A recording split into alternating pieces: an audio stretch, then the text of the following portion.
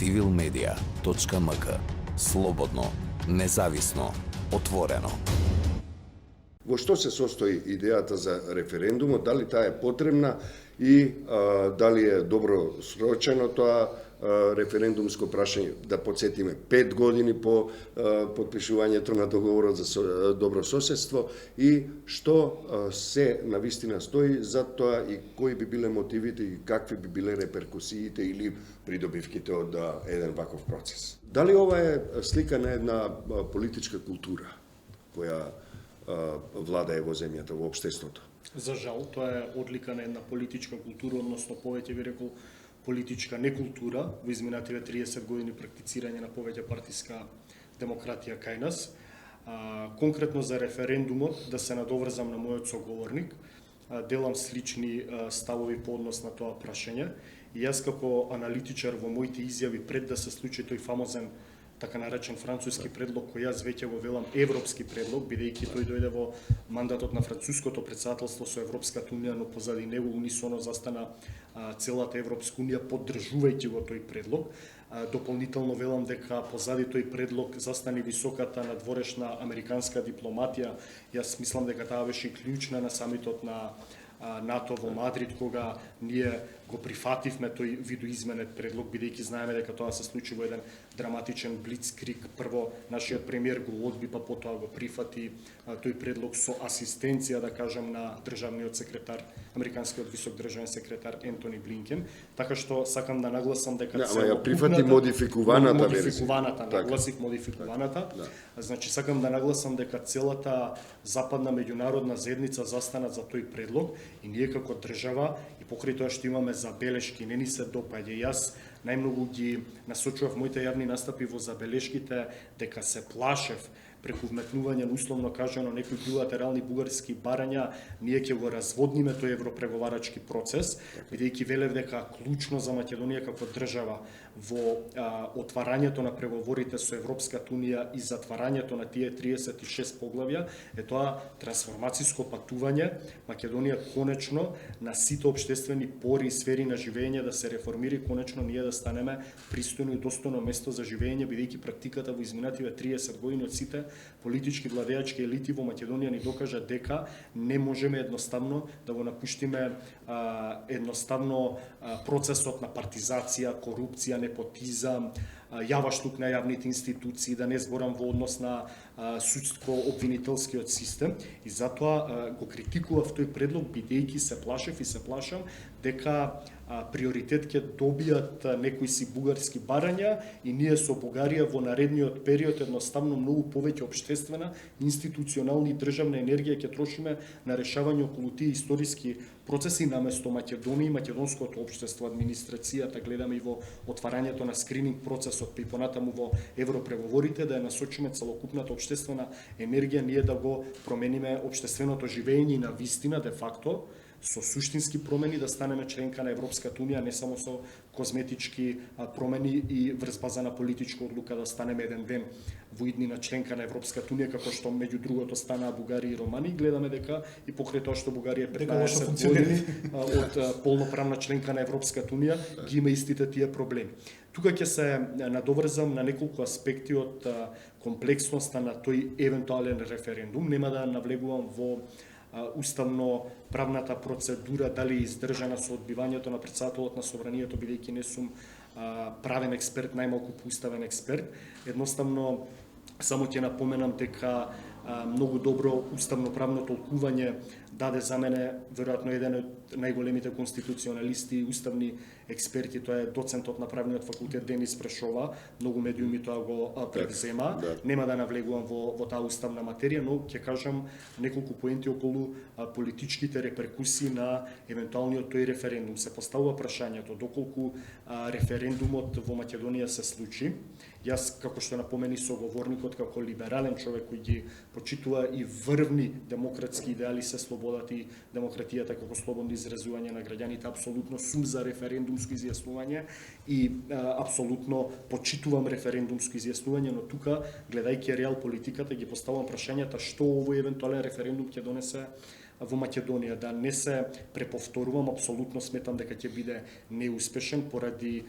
цаката, да речам, или модусите најдени на политичките партии, дека доколку една доминантна политичка опција направи бойкот на одредено референдумско изјаснување, апсолутно Македонија нема капацитет да го постигне потребниот цензус од 50% плюс 1 од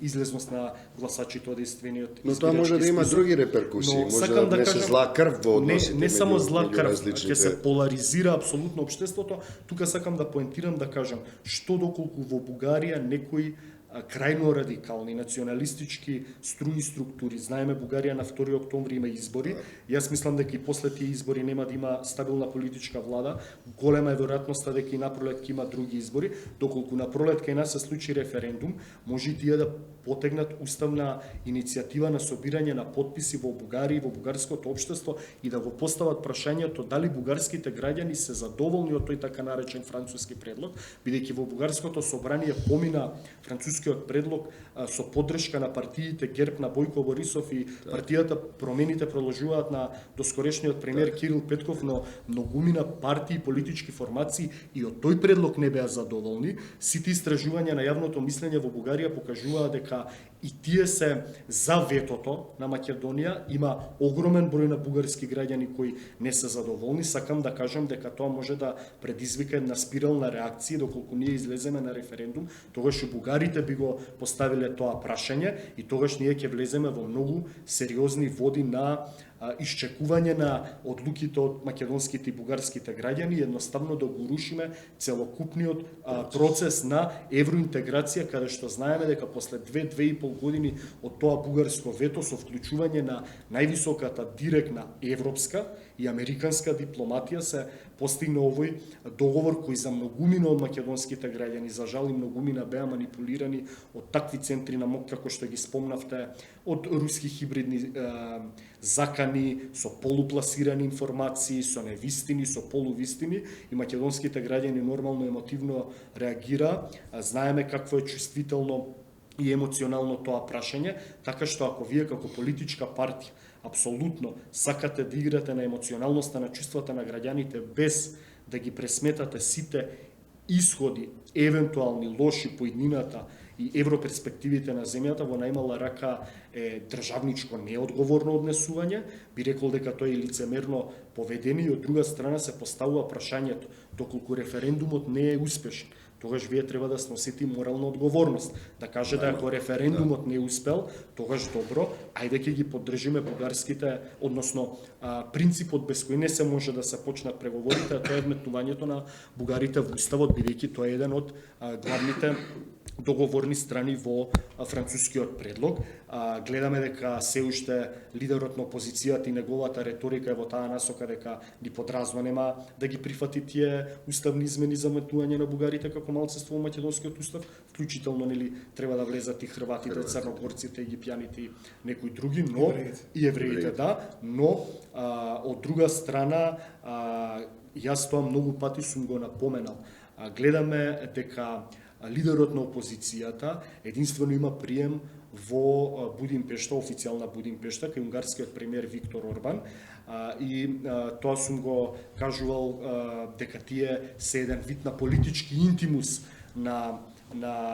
унгарската политичка сцена. Гледаме дека јас не сум видел во изминативе 5 години лидерот на опозицијата како нормален политички чинител и фактор да отиде да се среќава со високи представници од западноевропските земји. За мене тоа е упатена. Да, освен во ИПП, ама тоа е нормално бидејќи ВМРО ДПМН е сепак членка на Европската народна партија. Не гледам дека бил на високи средби со бриселски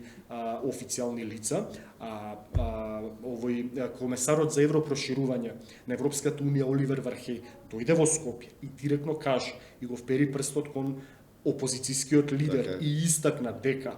опозицијата е сеја таа што го кочи европреговарачкиот процес на Македонија, дека самата Европска унија вложила огромни дипломатски напори за тргнување на бугарското вето и дека доколку не се случат уставните измени како што се заканува лидерот на опозицијата, тука ќе запре и ќе имаме застој на целокупниот европреговарачки процес. Тоа го кажа Оливер Вархеј, кој знаеме дека е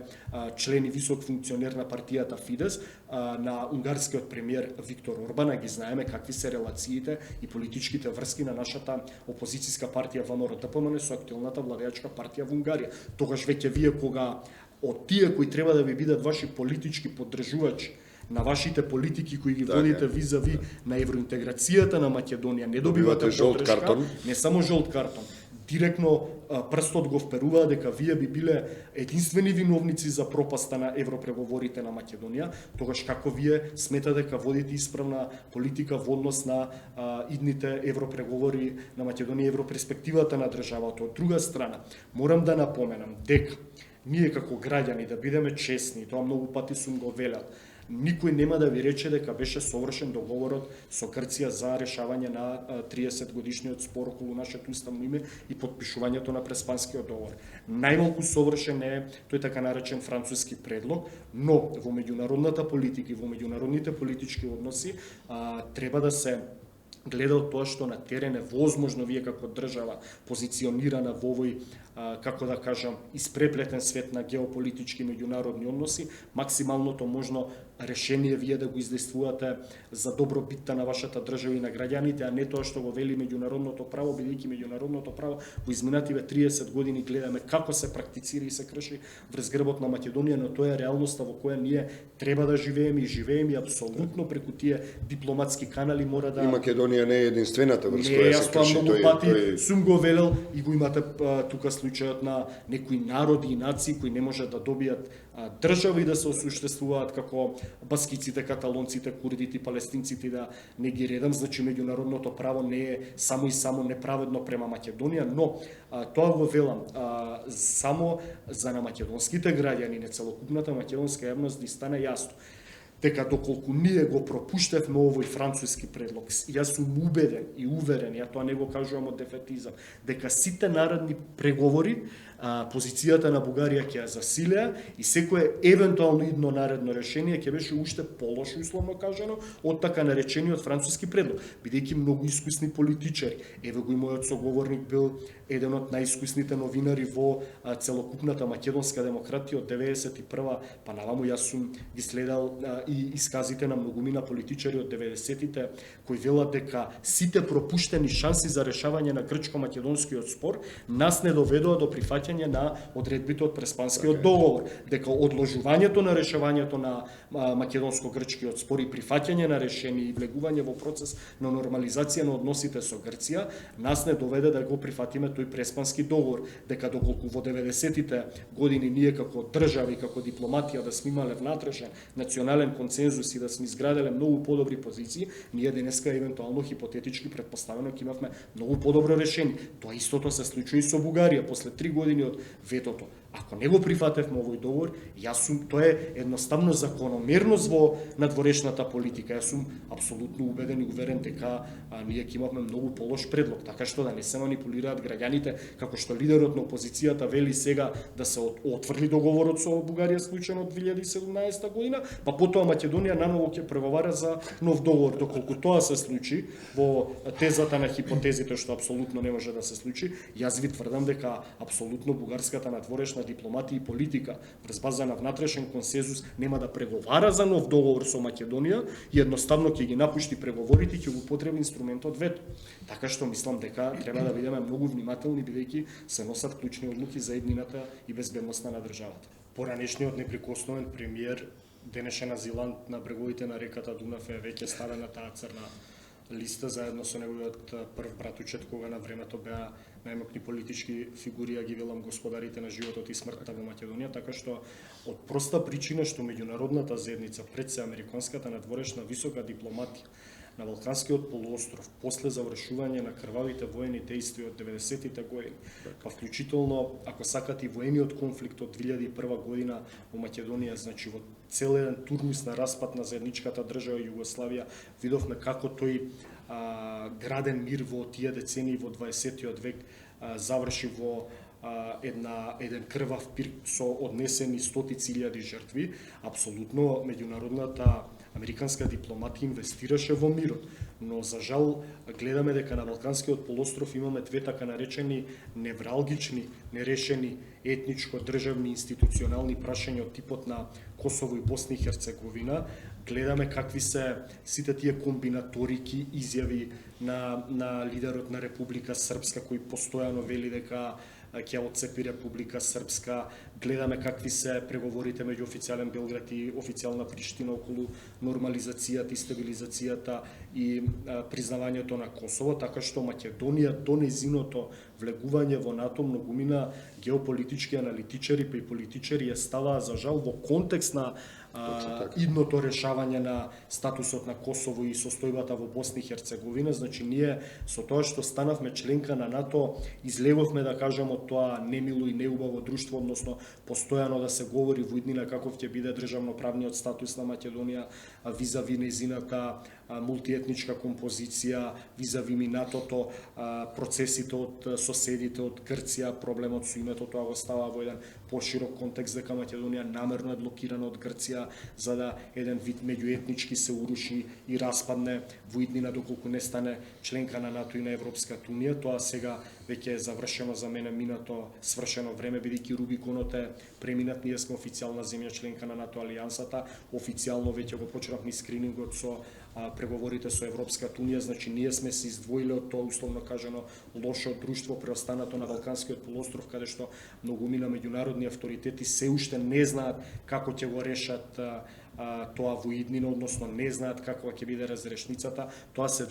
еден вид на замрзнати конфликти, косовското прашање и статусот на Босна и Херцеговина, така што сметам дека врз база на тоа, таа американска висока дипломатија што толку многу вложила време, финансиски ресурси, пред се енергија, дипломатија во изминативе 20 години, апсолутно нема да дозволи ретноградни националистички сили во Македонија тркалото да го вратат назад и Македонија наново да влезе во некои сериозни процеси со кои може да се наруши дестабилизација, со преку дестабилизација да се наруши територијалниот интегритет и суверенитет на земјата, особено на фонот на руската воена агресија во Украина, каде што јас многу пати велам, сега се виде дека цената која условно кажано се плати за влез во НАТО, колку тоа вреди, бидејќи многумина велеа дека што тоа ние направивме, влеговме во НАТО за ништо, а го сменивме уставното име. Па сега гледате како во 21. век, во една земја на европскиот континент која брои 44 милиони жители, вие како обичен граѓанин цивил може да се разбудите утре ден и да видите дека вашата земја е нападната од еден многу помоќен и политички воен агресор, како ви ги рушат и палат и бомбардираат вашите градови, така што мислам дека со членството во НАТО ние апсолутно тој аспект веќе не го поставуваме прашањето на безбедноста на Македонија. Само една забелешка овде, ако може. Токму договорот со Бугарија беше и направен пред влезот на Македонија во НАТО и беше веројатно еден од условите Македонија да стане членка на НАТО. И токму Бугарија тоа го потпиша тој договор со Македонија. Да, прво се потпиша нели договорот со Бугарија за добрососедство, Тоа па да не се потоа дојде заборави Преспанскиот исто договор. Сакам тој имаше влијание за членство на Македонија. Интервенција, точно така, да не се заборави. И поранешниот премиер на Бугарија Бојко Борисов, кој за жал, јас велам под притисок на тогашниот негов коалицијски партнер, ултранационалистот Красимир Каракачанов, го потреби инструментот вето, но Бојко Борисов во една своја изјава јасно каже дека он неколку недели директно со грчкиот тогашен премиер Алексис Ципрас и директно со тогашниот наш премиер Зоран Заев, апсолутно како директен нивни сосед ги убедувал дека сега е времето да се постигне решение со Грција, дека тие двајца се лидерите на историјата кои може да го тргнат тоа огромно тешко прашање кое ги обременуваше нашите односи со јужниот сосед, и тој, сакам да кажам, бил еден вид на модератор или дополнителен охрабрувачки ветер во грбот на тешката политичка одлука која превзема тогашниот македонски грчки премиер. Значи, сакам да кажам дека Македонија во изминативе неколку години дефинитивно е сменета во однос на незиниот пласман во меѓународниот свет и меѓународните политички односи со тоа што станала членка на најмоќната воена и политичка организација НАТО и треба да ги почне преговорите со Европската унија, бидејќи да не заборавиме до крвавиот четврток од 27 април Македонија апсолутно беше бетонирана да не може да направи ни исчекор кон однос на тие евроинтеграции, фрустрацијата политичка едноставно енергијата во општеството дека ние не мрднуваме напред, дојде до тој степен на огромна поларизација во македонското општество. Поради тоа јас мислам дека и започна протестите на шарената револуција, тоа сето се заврши со ужасните настани од 27 април, кога многумина велеа дека ние бевме на работна граѓанска војна, каде што самото општество едноставно не знаеше во децениското владење на поранешниот премиер и политичката партија ВМРО-ДПМН што да прави самото со себе. Се изморивме едноставно како општество. И сега од откочување на таа ситуација, ние кога веќе сме го фатиле тој трасирачки пат на идното државно правно устројство и иднина на Македонија, мислам дека вие како политички сили да соработуваат, условно кажано, и да кокетирате со некои хибридни закани од Русија или од тој источен блок и тие центри авторитарни на моќ, и да правите се на теренот за да се спречи евроинтеграцијата на Македонија, апсолутно јас тоа можам, јас би го кажал, дека тоа е антидржавничко однесување и дека тоа е апсолутно спротивно на тоа што вие цело време вас устата ви е полна дека вие ги браните националните и државните интереси на Македонија, дека вие сте на бедемот на патриотизам. За мене патриотизам е вие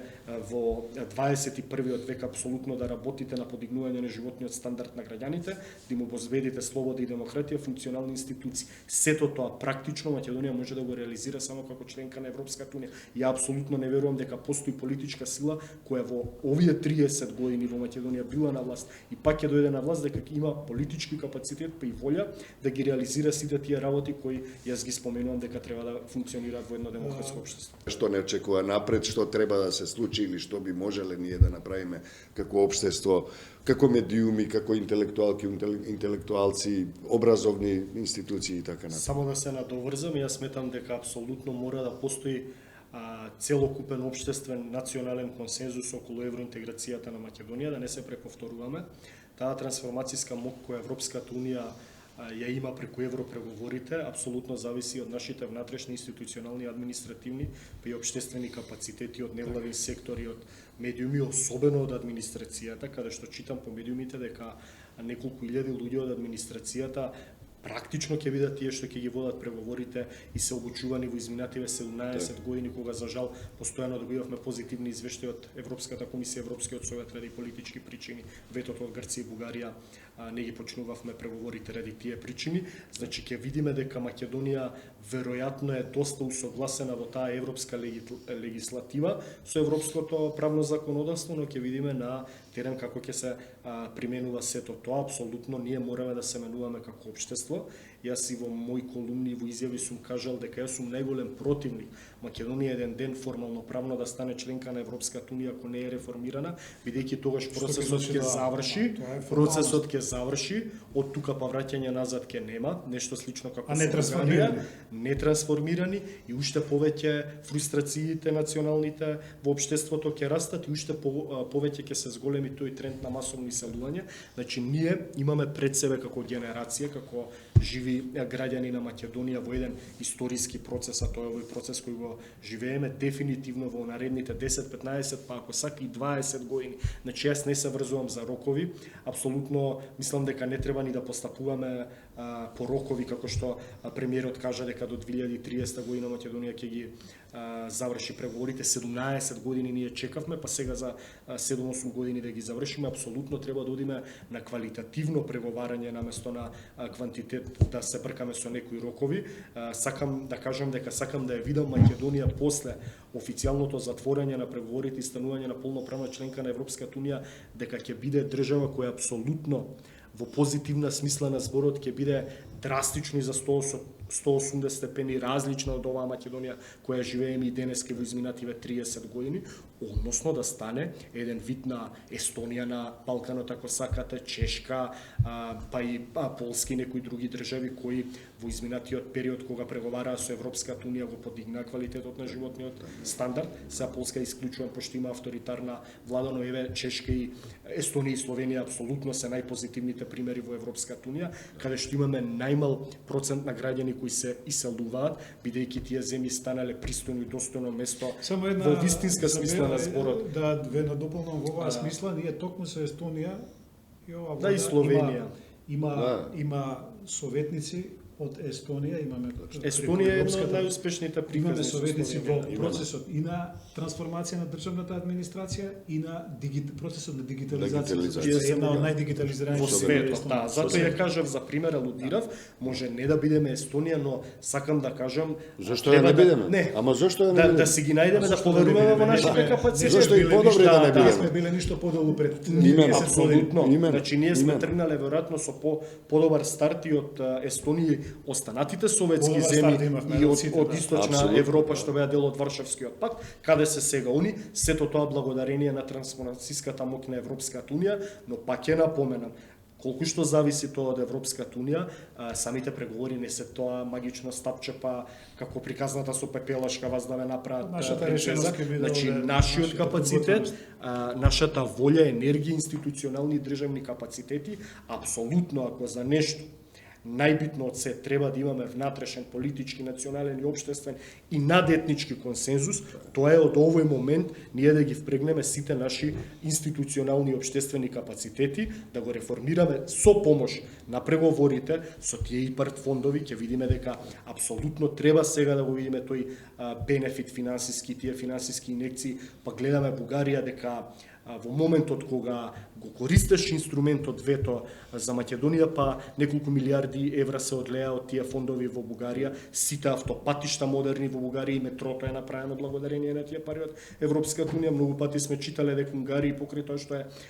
условно кажано лошото дете или црната приказна во Европската унија по глава на жител, унгарските граѓани најмногу имаат искористено од фондовите од Европската унија, така што јас сметам дека За Грција да не зборуваме. за Грција да не збориме, да изминативе 40 години, сакам да кажам дека апсолутно во овој период кој следи ќе видиме ние и финансиски бенефити, но тоа зависи од капацитетите на нашите политички елити. Не сакам да завршиме ние во една ситуација во која ќе ги почнеме преговорите, а ќе бидеме нешто слично на примерот на Србија, со формално правно отворени преговори, а да имаме засврсување на авторитарна власт доколку дојдат десничарите и националистите на власт, и само Македонија да биде формално правно држава која ги води преговорите со Европската унија, а сите тие процеси ретроградно одат во еден многу понесапуван. Јас мислам дека после режимот civilmedia.mk. Слободно, независно, отворено.